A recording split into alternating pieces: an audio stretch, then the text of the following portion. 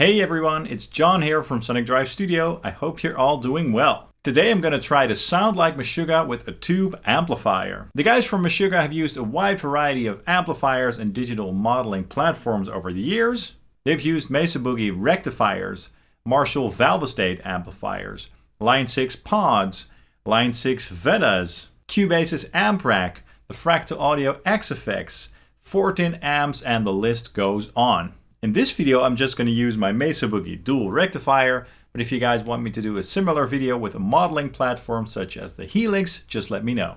And of course, the guitar that I'm going to use is my Ibanez M80M 8-string Meshuggah signature model and some other cool pieces of gear. So let's take a listen to the tones that I've come up with first. I wanted to write an original piece of music that fit this guitar and this amplifier well, and I can't write like Meshuggah. So the music is in my style, but the actual tone will be unmistakably Meshuggah. But yeah, just to be upfront about it, there aren't really any weird polyrhythms going on in this song, and it's also in the major key. Anyway, let's go ahead and check that out right now.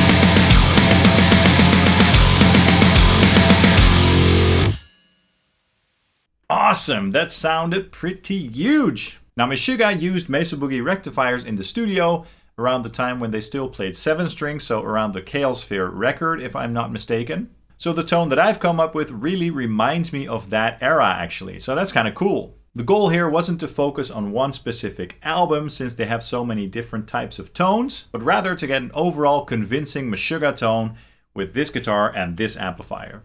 And I think that it sounds pretty darn awesome. So how did I achieve this tone? Let's take a look at the gear that I used and the settings. So I used my Ibanez M80M 8-string Meshuggah signature model. This thing is a beast, and this thing obviously has a huge impact on the tone. It's just such an integral part of their sound, and it would not sound the same with a different kind of 8-string guitar. Now this guitar has the Lundgren pickup in it, the 8-string pickup, and that really helps with that sound as well. It sounds tight, aggressive, and articulate. It's a very cool pickup indeed.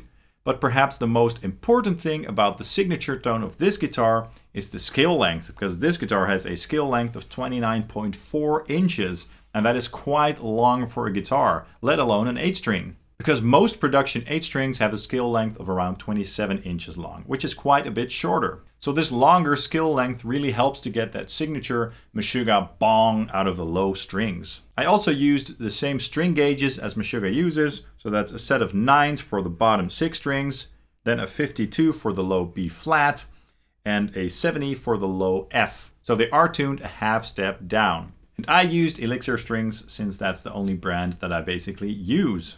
And the thinner strings really help with the brightness, clarity, and definition of the tone. So yeah, that's this awesome beast of a guitar. It's very unique and it sounds really unique too, as you guys heard. It's one of my favorite extended range guitars for that reason. Now I am using a boost pedal in front of the amplifier, which in this case is very important because a rectifier does not sound tight and very aggressive by default.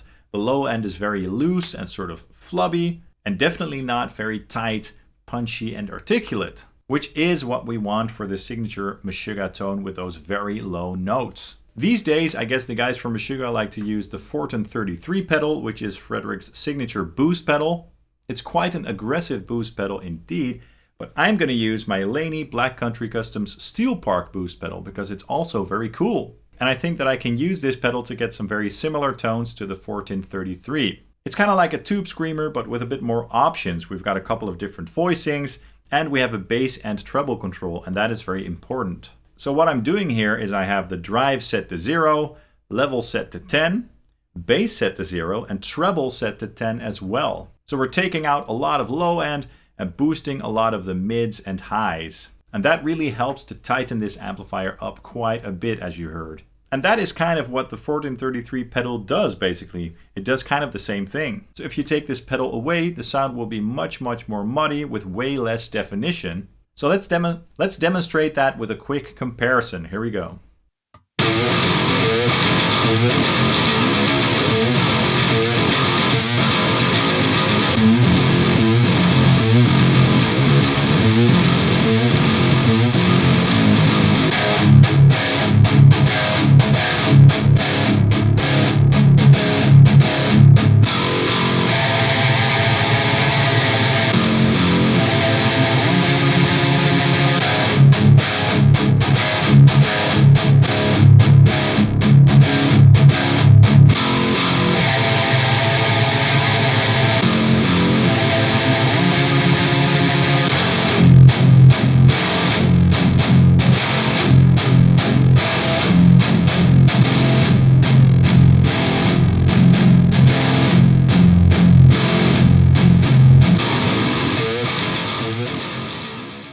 Great, so it was pretty clear that this pedal is pretty powerful and is doing a whole lot for this guitar tone. Okay, then the amplifier, the Mesa Boogie Dual Rectifier. I'm on the red channel on the modern mode, of course, which is my favorite mode for heavy tones. On the back, I have the power settings set to diode rectification and to bold for the most direct and in-your-face and fast response.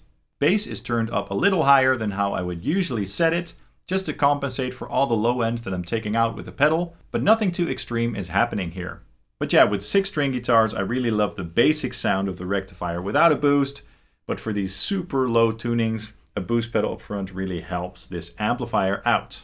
The amp is being fed into my RedSeven Amp Central reactive load for that authentic speaker response, and then we're going into a York Audio impulse response. Meshuggah have used 4x12 Mesa cabinets, or at least simulations of those cabinets, so I am going with the MES412 OS cabinet, which is based on a 4x12 Mesa Boogie oversized rectifier cabinet with V30s. And I am on the Mic Mix 01 file for a great blend between two microphones, which is a 57 and a 121.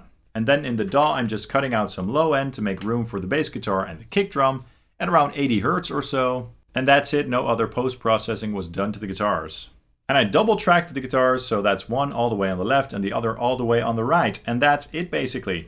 So I think that this tone sounds pretty awesome, and it definitely does remind me of the sound of Meshuggah, or at least certain eras of Meshuggah's career, because they do not have just one single tone. They've got many iterations of that Meshuggah sound. And like I said, if you guys are interested, I could also do a video with a modeling platform or perhaps a different amplifier. So let me know if you guys want to see that next. That's all for this video. I really hope you enjoyed it. Definitely let me know in the comments down below what your thoughts are on this guitar tone and the gear. Also, please drop a like and a subscribe, as that really helps the channel out, and I'd hugely appreciate that. And you can also follow Sonic Drive Studio on Facebook, Instagram, and Twitter. Thank you so much for watching, and I hope to see you guys very soon. Cheers!